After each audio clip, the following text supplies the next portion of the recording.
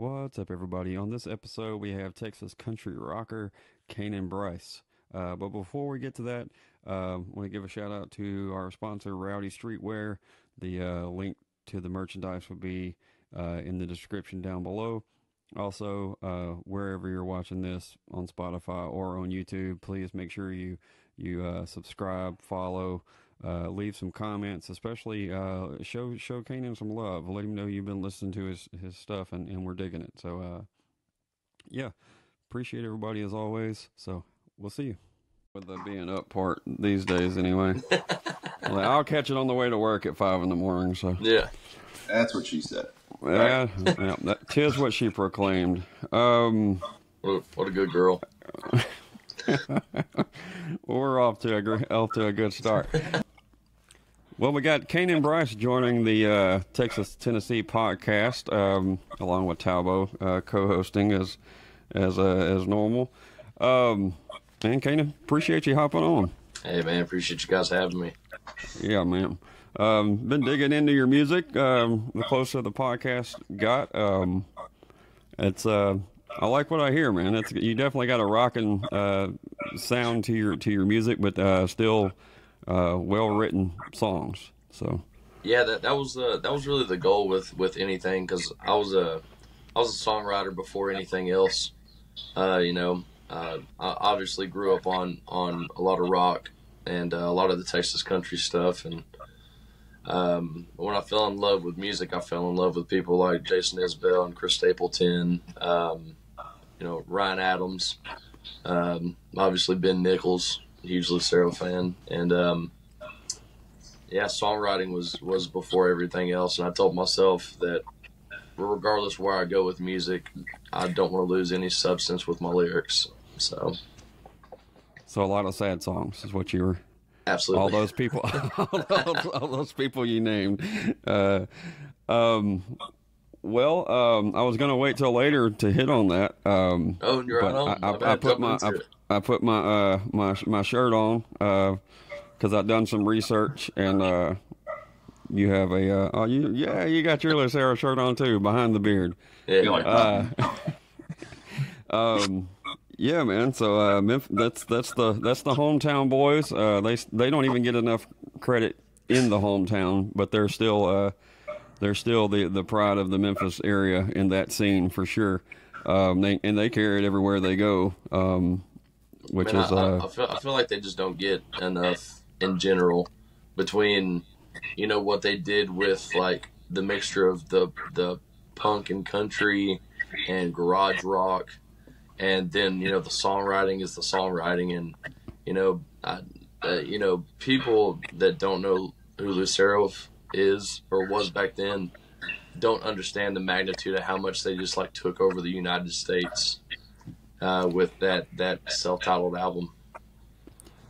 Yeah. There's several of the first, several of their first albums were, they really built whatever their fan base is these days. I mean, that is the foundation for sure, and that it's still going, but people are still finding those albums, I need to message and see if I can use that song for the intro.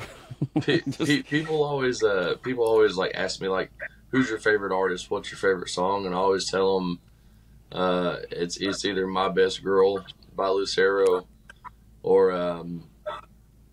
the Sweet Little Thing. And I send them both because I can't choose between them. And they're like, damn. I'm like, yeah, listen to the album.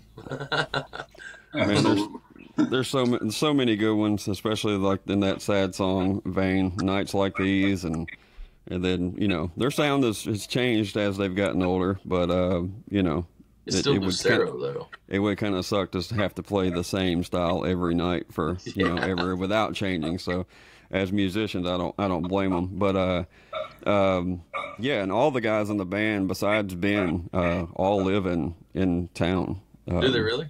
Mm-hmm. Yeah. I actually got the pleasure to meet Ben. I haven't met any of the other guys. Most of them are really low key, but John C, the bass player, he's insane in a great way. I hope I hope he never changes because he's the guy yelling at the back of the American Aquarium concert or whatever. You know what I mean? He's the party. The huge dude. Yeah, yeah. Well, yeah, man. I had to say something about that because you got doing some research. You have a Lucero tattoo, right? Yeah, two Lucero tattoos. Okay. All right, then. I have the Lucero on. Oh yeah. Okay. I like to Very think nice. when I play guitar, everybody can see the fact that I'm a Lucero fan. And then I have the Texas and Tennessee's like Indian headdress chick on the back of my calf. Gotcha. I couldn't choose. How often does right. that get picked up by folks? You know what I mean? I've only had it happen 3 times, and one, like 2 out of the 3 people that noticed the tattoo also had Lucero tattoos, which was really cool. There you go. So you didn't have just a little bit in common; you had a lot in common. Yeah, That's a club. hilarious. I like that club. Yeah. And it's like, and these people you meet they look totally different than me. Like the one thing that I see about Lucero fans is, if you ever go to a concert, there's not 3 people that are the same in there. There's frat boys, there's bikers, there's hipsters, there's the rich folk. Like they have The emo. It's like a cult. Well, their music kind of goes all over the place. You know, I mean, hell, they're able to play in the Texas circuit. You know, to a point. I mean, that's which is crazy in some ways, but I'm happy for them that it worked out that way. You know? Absolutely. I love it. Yeah, like you said, when you go to their shows, it's diverse as it can get, young to old, all different, which is, and here they have a festival sort of deal. They used to have it once a year, and the block party, right? Yes, I want sir. to play it so bad. Yeah, we all do. Right. Well, and it's the bands that I don't know if they have anything to do with them or not necessarily. I don't know how far that goes, but the bands they bring in are huge. There's a wide range. It'd be like a horn band, and then Jason Boland, Yeah. And then Blackberry Smoke or whatever, So it's I love that part about it. But anyways, I had to touch on that. You went there first, so I had to piggyback. We were going to eventually anyway. Songwriters don't get enough respect, man. They need it. And he, from what I can tell, he is the primary guy, and very little co-writing and all of that. Like it is pretty crazy how much they churn out those albums every couple of years. So that's pretty ridiculous. But anyway, Talbo, you gonna get going? All right, so don't judge me off this first question. It's the strangest one I ask. Everything else is really easy, but this first one, you just got to bear with me. So I'm going to give you a pie, and you have to divide it up into 4 sections. The 4 sections are songwriting, recording, performing, and then the business. So if you had to divide up your pie in terms of what's most important, is it songwriting? Would you give that a certain percentage, and then performing and recording, and obviously the rest of it? Man, that's hard. That's hard because I'm different than most artists because I don't have a manager and I don't have bookings, so everything that is Canaan Bryce and everything I've built is everything that's under me. Dude, is it what it is or what it should be? Either. I mean, you can answer it both ways, but I think it is kind of a introspective question. You can kind of tell us a little bit about how you see the world, I guess, from a musical standpoint. Man, if it was my choice, it would be songwriting 40, performing 40, and then the other 20 divided between the business and recording. Right. I love songwriting, and one thing I love more than songwriting is getting on stage and being able to move people and get people head nodding. The reality of it is probably business is probably about 60 of it. Recordings, 20, and Okay. then songwriting's 10 and performing's 10 maybe. Yep. Does that add Yeah. up? That's it. Yeah. That's it. It's close All enough right. for us. Well, I guess that takes me to a little bit of another place. How do you, at some point as your career moves forward, you're going to want to add to your team, which, adding people that can help you get further along. How do you know when to make that call and be like, all right, now I need a booking person, now I need a manager? Are there benchmarks that you go, okay, now I'm going to be ready for that? Man, I would say it's probably it's different for everybody depending on what they have, for themselves. The way I did things is I had a thought process of no one's ever going to work harder for me than me. So, I learned the booking, I learned the management, I learned, the Spotify playlisting and contracts and versus deals and stuff like that. So right now it's kind of hard to even hand over the reins because of the fact that there's not a lot of people that can jump in and do what I do better than what I'm doing unless you go to, the more top-notch managers and booking agencies. So for me, it's kind of hard to hand over the reins. If you can't do booking yourself and you can't learn how to do it and you can't manage yourself, and which managing's pretty easy. You just got to come up with ideas and make sure you're recording music and putting it out. Right. Nowadays you don't necessarily need shows. You don't have to tour. But that's just the beauty of social media nowadays. But I guess whenever stuff gets a little overwhelming for you, whenever, shows, a mixture of shows, a mixture of business, and a mixture of music is too much for you, then you kind of start piecing that out. Yep. That's where that piece of the pie starts to come in, I guess. Yeah, makes sense.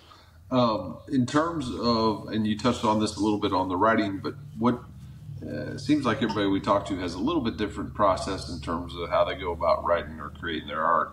Yeah. Is there anything unique about how you do it? Man, I've figured out that there's a million ways to do it, and as long as you have inspiration, that's really all you need. I've sat down and wrote songs in 5 minutes with me and a guitar.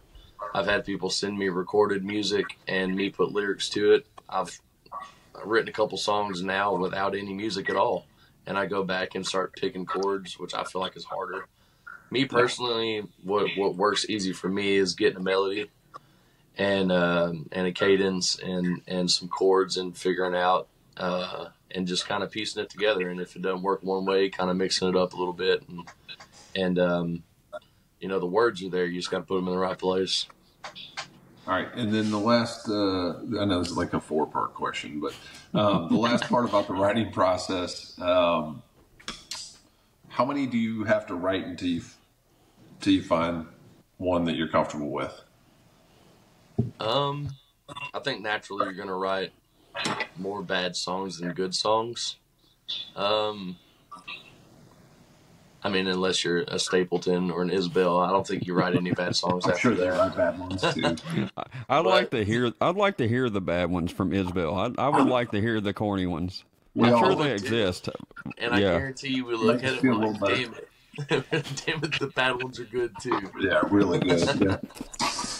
But man, I really don't try and write songs that I'm not happy with. I know there's a lot of people that sit down and force themselves to write, and kudos to them. I've never tried to force the writing process unless we're like in a co-write. If I have a co-write set up, and then I'll sit down, I'll really get in the head space, and if I'm not feeling it, I'll still try. But if it's just me by myself with a guitar and it's not working, I usually just kind of sit it down and come back to it. Yeah, makes sense. All right, Soule. Do you seem to connect with songs that come together quicker or easier, or does it just depend on the finished product of the song? There, man, there's been songs that I've written that I wasn't really the biggest fan of, that I was like, man, I'm probably never gonna record this, and then I'll like play it in front of people, and then they tell me how much they appreciate it, and then it starts showing you a little appreciation for your own songs. I've done, I don't know, man. There's a million different things. I've loved songs, and to a point where I just really don't like them anymore. A lot of the times when we get stuff recorded and you have to sit there and listen to it over and over and over again, you're like, all right, I'm tired of this song. And it's like you get out of the studio and you're supposed to listen in and stuff, and you're like, man, I just really don't want to listen to it right now. Understood. You're ready to move on to something else before you even got that one out to the public, right? Man, I think my favorite song is always going to be the next one. I think. Understood. I think, there's not a song that I'm going to look back on in 2 years and be like, I think that was my best stuff. Because, I mean, you're always growing, you're always getting better and honing in on your craft. And I just feel like the next one's probably going to be like, all right, this has to be better than the last. So, how long have you been at this, I guess 2-part question. How long have you been at songwriting, and how long have you been at trying to do this, as actually what you're doing now with your career? So, man, I actually started, it's kind of weird, but I got my heart broken, and it was a really long drive back to my college dorm. And on the Lucero show. Yeah. And I was like, man, I feel like a song's kind of cooking. And like, I've never picked up a guitar, and never played music, never even thought about doing it. But for some reason, just on the way home, I was like, I kind of feel a song coming. And then I got back and picked up my roommate's guitar and wrote my first song in a week. I learned guitar and then wrote it, at the end of that week. And that's really when it started. So that was like 2014, 15. And then, man, I really started taking it serious probably about 3 years after that, maybe 4.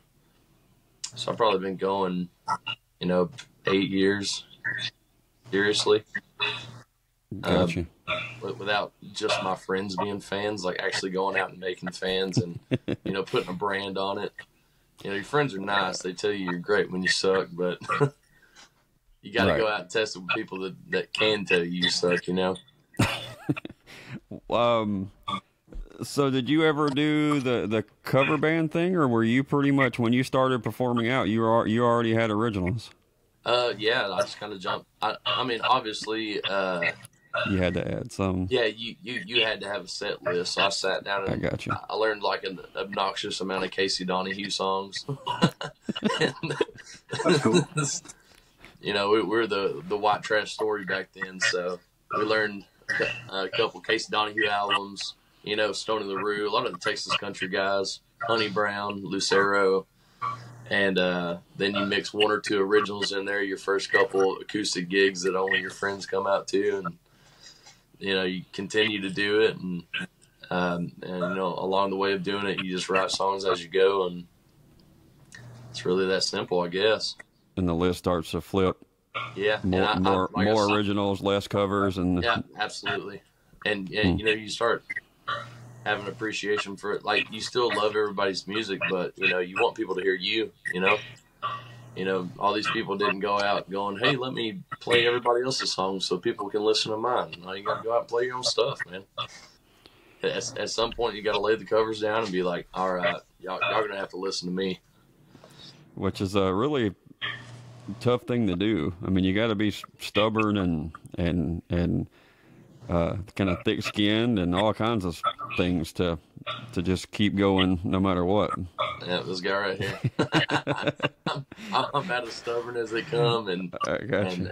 you can say just about whatever you want to my face, and I'd probably laugh a little bit. I'm with you on that, especially if it's funny. I'm good for a funny insult. That's comical insults. I'm good for. Yeah. So if we go to here, let's turn this around. If we go to one of your shows now, what within all of your originals, what's a cover we're gonna hear? Man, so I actually have three that are pretty hard. So, there's a band called Colt Moore and the Clever Few that it was like one of my favorite songwriters coming out of Texas. He had just really badass East Texas songwriter, and he has a song called God Man Blues. It's about a preacher and his wife cheating on him and running off to Mexico, and I've always just loved that bluesy rock feel to it. So, naturally we take that and dump a little more rock and roll on top of it. And then that's I've been playing that song. That's been in the set list since beginning of Canaan Bryce. And then... And he's gotten bigger too, so I'm sure that helps. Yeah, I don't know how you quit music and then get bigger. It's so crazy. And then you come back and you're bigger than you were before. It blows my mind. But Been a couple people that have done that. The proof's in the pudding, though. The guy's a hell of a songwriter, and he knows how to write a good song and tell a good story. Hurricane by the band of Heathens, we do this like a mashup. It's the whole song of Hurricane, but it's like the Ain't No Rest for the Wicked music. Yeah, you have to come out to see it. We've always wanted to take that song in the studio. I think we're gonna do it on the next album, to take it in the studio and really do it. And then Teenage Dirtbag, we just added that into the set, this past year, and that's slowly becoming one of our favorites. Obviously, it's a 2000 song from Wheatus, and for some reason it blew up on TikTok, and I was like, I forgot I knew that song. And then I started playing it at acoustic shows for fun, and one of those shows happened to be over at Melody Mountain Ranch in Stephenville, Texas, and my producer Josh Serrato, who's been in Six Mark Boulevard, William Clark Green, and now he's with Co. He was out there and he was like, man, what do you think about doing that in studio? And I was like, you really think so? And he was like, yeah, let's do it. So we went in the studio with that song, and now it's turned out to be one of my favorite, if not one of my favorite colors, if not the favorite cover, Mm-hmm. So, and that's brewing up. We just got the final mix back. We had some complications with it, but we got the final mix back this past week, and looking to drop it here soon. Gotcha. Talbo? Yeah. All right. So, like I said, these get easier. Yeah. We roll out to your vehicle. What's on your playlist? I don't know. If you jump in. Yeah. If we hop out of your vehicle, what's on the playlist? Man, right now, Kubla Khan, Texas. You heard of those guys? Nope. They're like they're from Sherman, Texas. They're like they call it cowboy core. It's like metal hardcore, yeah, but with like that Texas twist. It's actually kind of badass. And just down the road for me. That and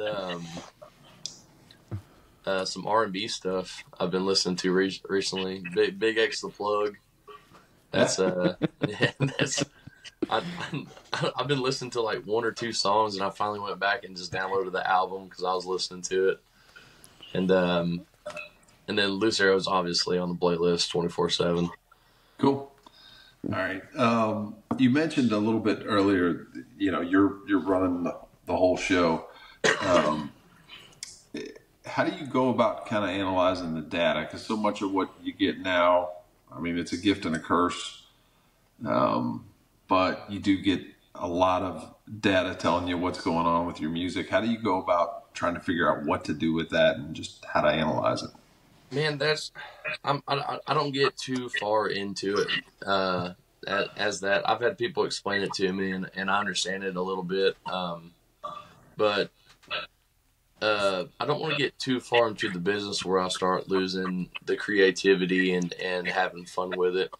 I feel like there's a healthy balance for the way I'm doing things, and I don't jump into the analytics of it just for the fact of like, just to dumb it down. You know, I have a good conscience and a good eye on what works and what doesn't, and you know, what times to put it out. You know, when's the best days? When are people getting off work? Which, you know, for me is like five. I have an alarm, you know, for any songwriters that like to put out content or really bad about it like myself.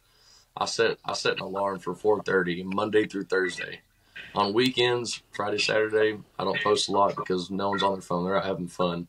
Right. So Sunday through Thursday, I have a 4:30 in the afternoon alarm, and it gives me an hour to 5:30. So from 5 to 5:30 is the best time for me to post. And, you know, that's just kind of the golden ticket nowadays is TikTok and blowing up on Instagram. And so my main focus is obviously, you know, the core of the business, you know, booking and stuff like that. But when it comes to analytics, I just kind of roll with it and figure out what's best for me in a very simple way, I guess. Yeah, it's understandable. I mean, there's so much information that I think it can become a little overwhelming, especially if you're an artist and you're trying to, you know, stay true to your art. You got all these little bugs in the ear saying, hey, you should do this and you should do this. And I could see where that can totally get overwhelming. You did mention that you had I guess you had fans that would tell you what they actually thought of your music.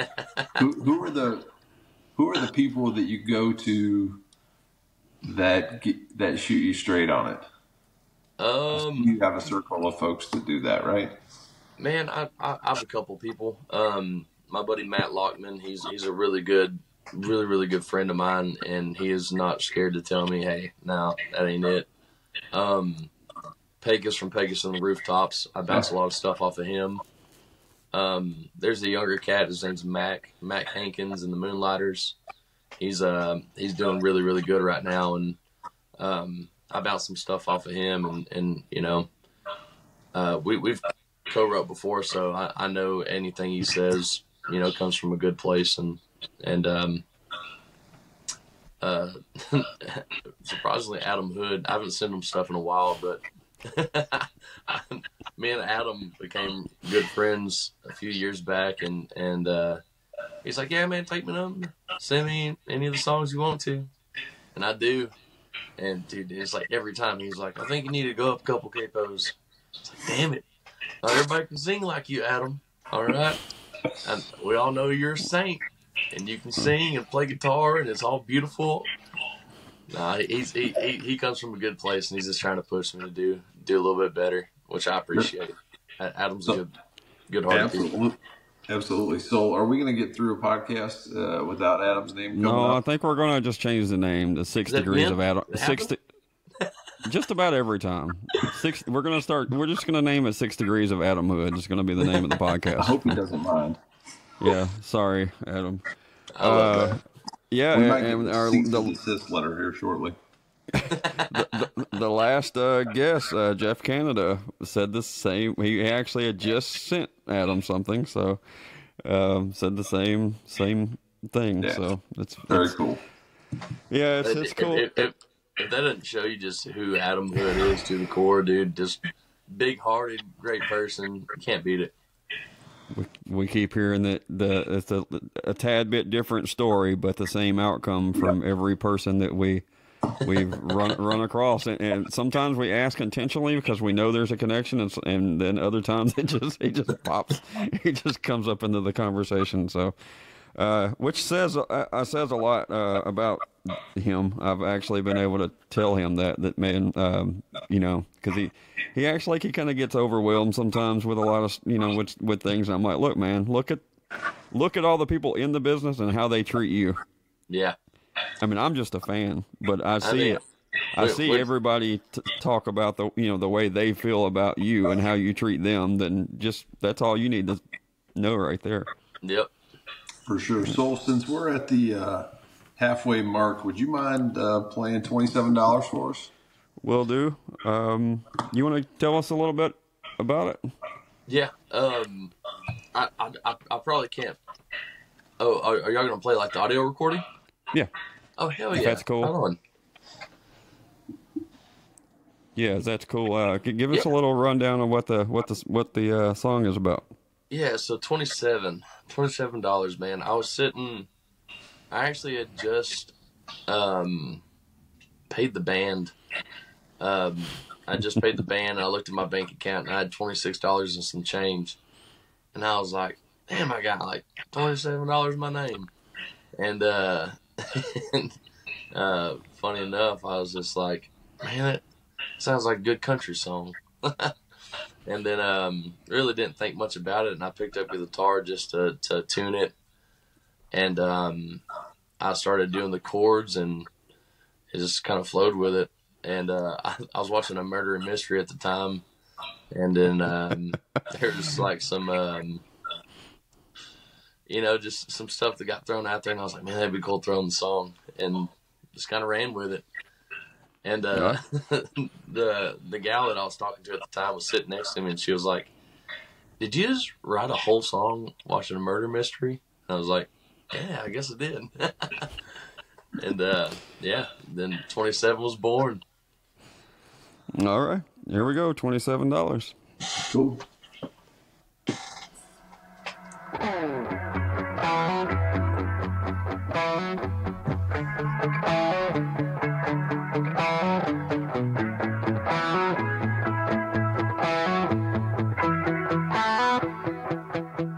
Yeah, I'm drunk. Don't wanna be alone. It's never been a two-way street from your side of the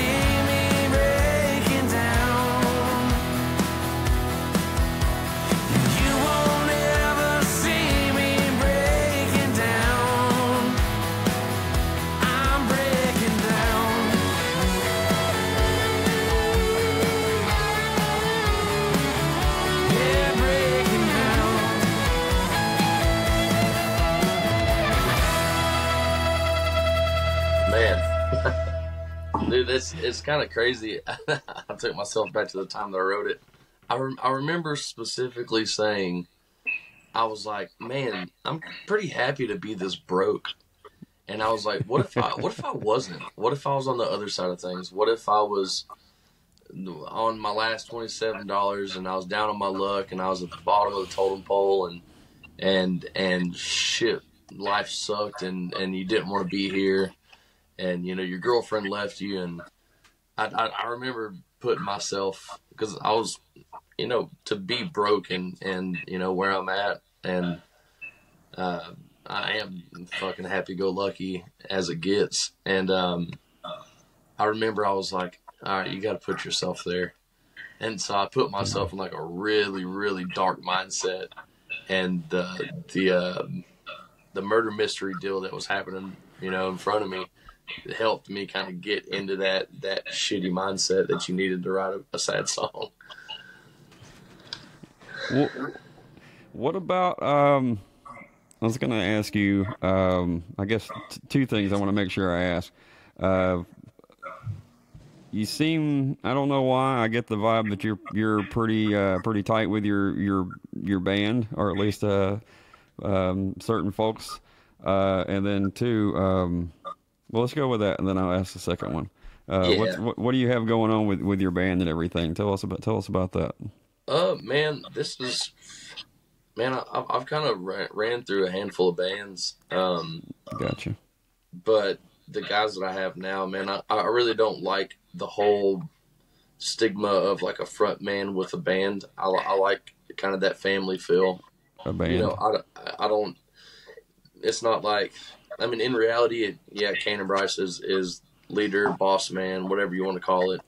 But those guys are my family and my brothers, and I'll fight for them just as much as I fight for myself. You'll probably come out better on the other side for all of that, anyways. Yeah. Sometimes you got to go through it though to figure it out, right? Yeah. I've had a lot of bad band members. I really have. My last guitar player I had totaled my van and then shot out on me. Not everybody's for everybody. Understood. Yeah. Even on the bar band level, man, you deal with you deal with some crazy shit over the years. So there's bad apples in every orchard, man. Man, no doubt about it. You mentioned Pecos. How did I know you've done a lot of touring with him? Yeah, it's my boy. With them and the guys.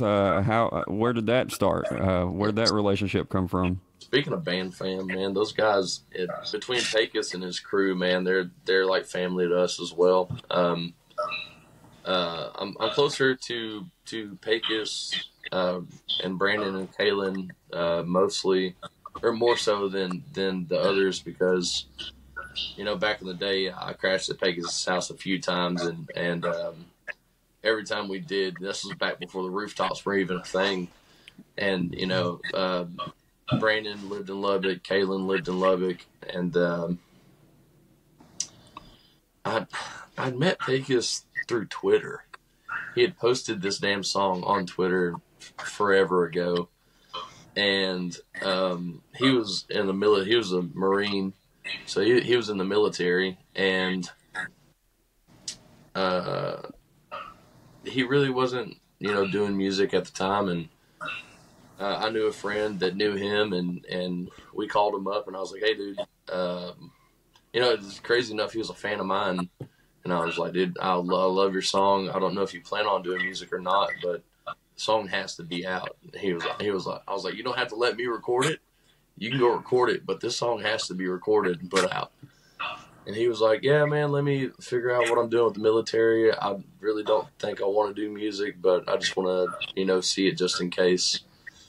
And, fast forward, I think like a year or two, and he gets out the military. He randomly calls me one day. He's like, hey, man, what's the kind of the music process and this and that? And, he was going in and out of studio, cutting this damn song and cutting the Red Eye EP. And he would call me for advice and information, and I was really his only like friend in music that he could call, and I answered, helped him to my best ability, and he put this damn song out, and I just wildfire, man. Dude blew up faster than I think I've ever seen anybody blow up in my life, and took over Texas, and dude was touring around the United States before he even knew what the hell he was doing. Like he put out the song and then had to basically he was like, oh, the song's doing good, I have to tour now.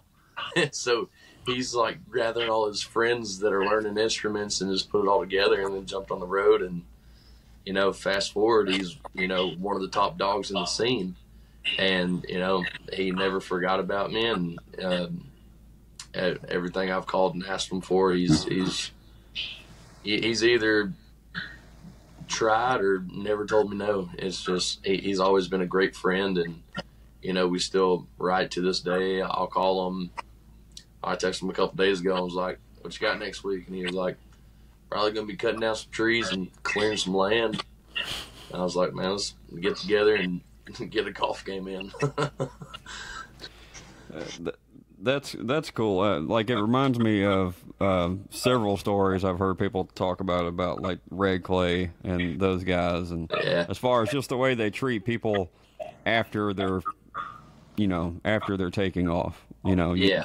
You hear everybody scream their praises beforehand within the scene, and then when they're taking off, they're not bitching about them. Like, they're still together, which is cool. Speaking of Red Clay Strays, man, we were on a show with Pegasus and them in Denver, Colorado, and then the next night we got an opener show with the Red Clay Strays at this like resort thing, and there was like 13 people there. Like, I think maybe like 5 knew the Red Clay Strays, and then the other 2 knew us, and it was crazy. And dude, we I don't know how much I can say, but we hung out all night and just drank and had fun, and it's the best group of guys.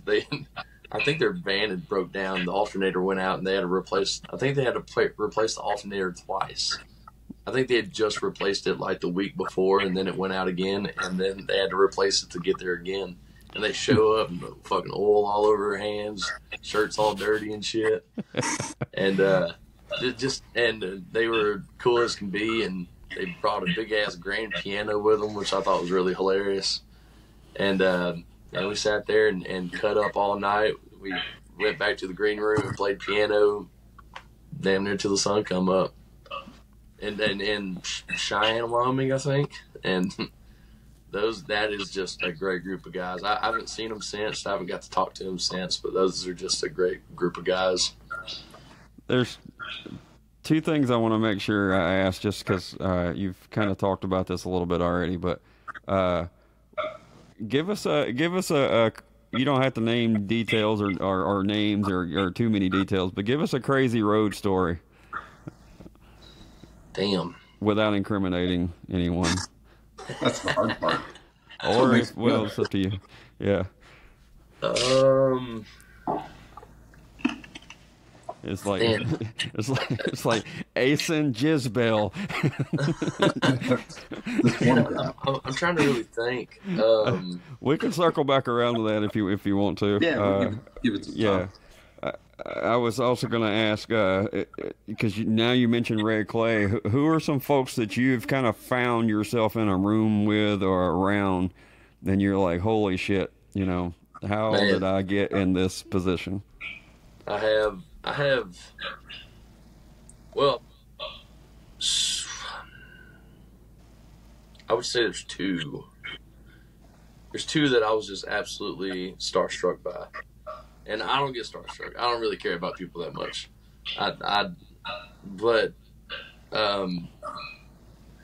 So Ben and Oliver Peck did the bike rider tour, right? I actually got to catch one of those. So I went. They were playing in Dallas, and I went as a fan. And then the next night I opened up for them at Blue Light in Lubbock. So That's wild. yeah, so so we played in Deep Ellum, and I was like, just the guys that just wait around after like the band's gone and the bar's shutting down. The guys that's like sitting there patiently waiting, not saying a word. That was me. I sat there all night and didn't say a damn word. I talked to Oliver a little bit. He did a tattoo on me a few years back. So I cut up with him a little bit. But I sat around and then finally got to talk to Ben and told him I was opening up for him the next night in Lubbock. And, dude, we sat there and talked songwriting. We talked, the music scene. We talked to just life in general. And then we got invited over to Adair's, which is right around the corner in Deep Ellum. And I got to personally walk his stuff to my truck because I was taking him back to Oliver Peck's house, and walk with him over to Adair Saloon. And not only did we get to do that, I bought him a handful of Jameson shots, and it was an open mic night, and I happened to know one of the guys that was up there doing the open mic stuff. So I got to get up there and sing My Best Girl in front of Ben, which was really cool. And I was hammered, and I was sitting there singing it, and I was like just closing my eyes, and we were sitting at the back of the bar at the time, and I opened my eyes, and he had came up, pulled up a chair, sat right in front of me, and listened to me sing the whole thing. Oh, shit. And I was like, no shit. And I got off stage, and he goes, man, that's your song now. And I was like, no. I was like, you wrote that song. That's your He's probably song. like, I'm tired of singing it. You can have it. So there's Ben. Ben was a phenomenal moment for me. I cried a little bit on the way home. I was like, dude, there's a lot of times you get to meet your idols, and it doesn't end up how you think it is. And Ben's one of those people that I got to not only meet my idol, I got to hang out with him, play one of his songs in front of him, take him home, and like, he is more than what you would ever expect out of a person. And that's like the only time, like, a lot of people get to meet their idols. A lot of people don't get to meet their idols and have their expectations exceeded by a mile, Understood. And then April of this year, we got to open up for Scott Stapp, which I saw that. Yeah, people that don't know who Scott Stapp is, that's lead singer Creed. Right. So and Tonic, right? Was that it was the kind show? of funny because I was our new like the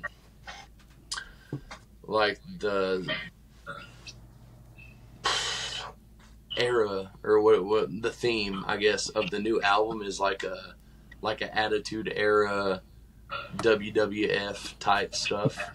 Right. And I had an Austin 316 shirt on whenever Scott was walking up, and I was like, hey Scott, thank you for letting me open up for you, pleasure to meet you. He was like, oh man, pleasure to meet you too, I like your shirt, man. And I was like, hell yeah, dude, he's a wrestling fan. I was like, dude, yeah, Austin 316. He goes, I love Jesus. And I was like, he thinks this is a Bible verse. And like, what are you going to do? Correct Scott Stapp? No. Right. No, you're not going to say a word. You're going to say, damn right, I love Jesus too, man. You just accepted it with arms wide open. Absolutely. So many directions you can go I've there. told that story so many times, and there has been so many missed opportunities from people I've told. That was good. And Appreciate what it. was really cool is he got on stage and sang like his Scott Stapp stuff for like 45 minutes, and then the other 45 was literally just Creed's greatest hits. Yes, Scott wrote a lot of those songs, so Yeah. Got to see them twice back in the day, so that was. I'm hopefully could see him here in about a month with one of my favorite bands, Mammoth. Really looking forward to that one.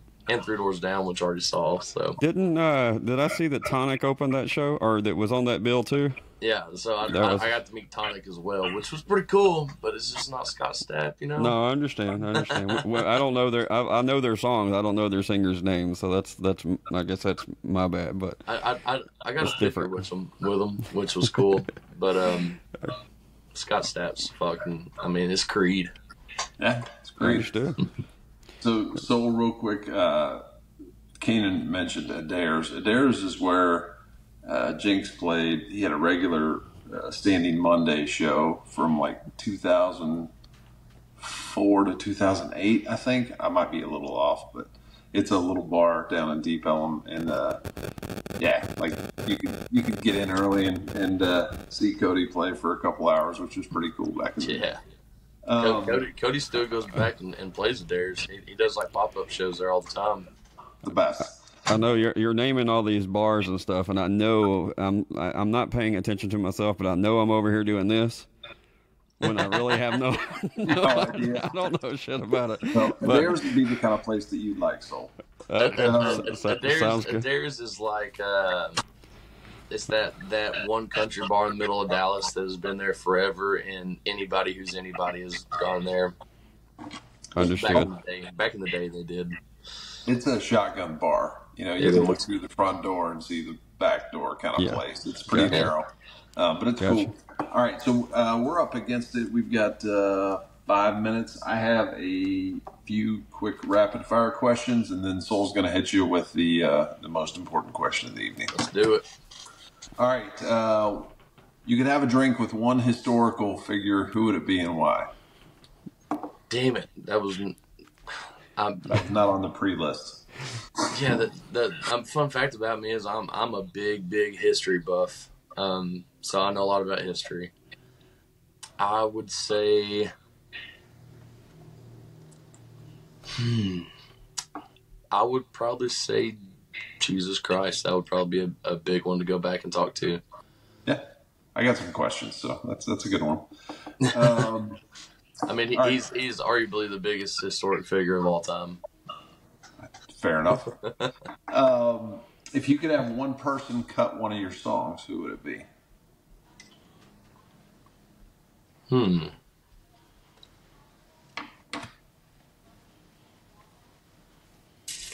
Man, I'd probably say Morgan Wallen, to be honest.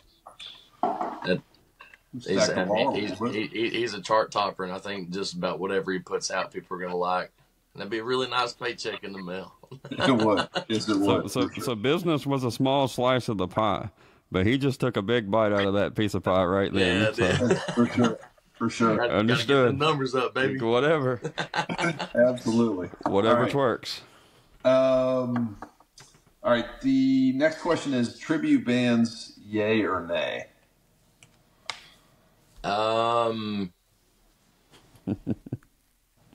There's like a 99% hell no and like a 1% hell yeah. Because there's some good tribute bands out there, but there's just I'm an original artist kind of guy. That's just kind of who I am to the core. Does it matter if none of the original artists are performing anymore?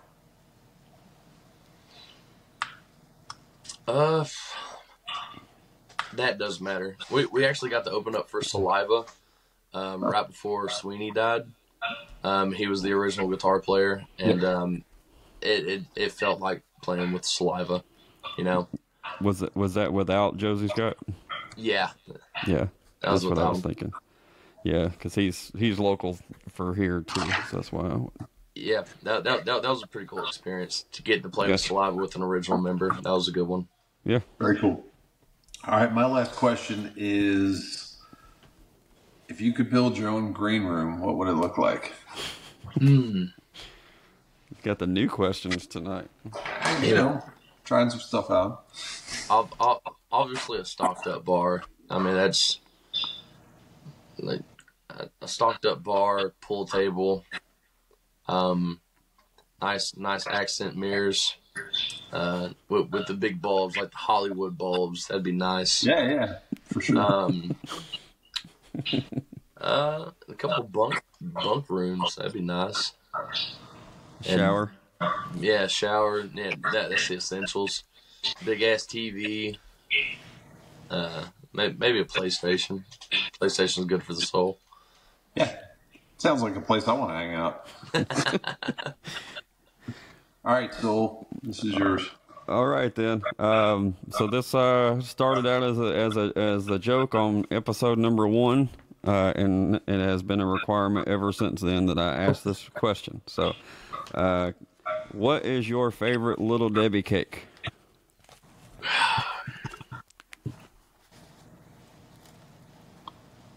What's Pausing the a long time on this. what's the little? No, man. Cosmic brownies. That's Little Debbie's, ain't it? Yeah. Mm-hmm. Yeah. Dude, I could eat like 13 of them motherfuckers, man. I mean, I'm 6'3", 300 pounds. I could put down a box pretty easily. I understood. Sounds like you're part of the show. So I'm jealous. Well, all right, man. Well, we appreciate your time. Again, you got new music coming out. When was that? The 18th? Was that the right date for that? Yeah, we got Teenage Dirtbag coming out October 18th, and we got a couple other singles coming out, and I think this might be the first interview podcast where we're dropping an album in March. So Okay. I think this might be the first time me telling somebody Very for cool. them to put out. So yeah, full album Is it coming in March. already kind of in the can, or is it still in progress, or Oh, where's dude, that? we got Teenage. Like I said, we ran into some stuff where we had to go back in and fix it up. But yeah, Gotcha. the full album's done. It's ready. We're just waiting. Nice. Too. Yeah, Oh, we're get looking forward through to the it. holidays, man. The Christmas music takes over. So Yeah. Yeah, it seems to be not the best time for everybody. Seems everybody holds on to it till after that, so which is Absolutely. understandable. A lot of distractions, unfortunately, during Christmas. But man, I appreciate the time. I know Talbo's the same way. If you ever need anything else as far as sharing anything, reach out. We'll do whatever we can. Absolutely, man. Whenever you release this thing, if you want to pop back on for a short, recap to promote it, we're all game for anything that helps. So absolutely, man. I'm if you didn't figure out, I'm a pretty big talker. So Yeah, that's great, man. Appreciate it. yeah, definitely. And if you're everybody that happens to be watching this, make sure you go and subscribe to all of his socials. Interact with the post. Don't just look at it and say, "Oh, that was nice." Hit the button, comment, and wherever you stream your music, hit the follow button, subscribe, whatever it is on that, so when he does release new music, it'll be on your radar. be the first ones to hear about it. That's right, man. All right, I appreciate it, man. All right, guys, man. Thank y'all so much for having me on.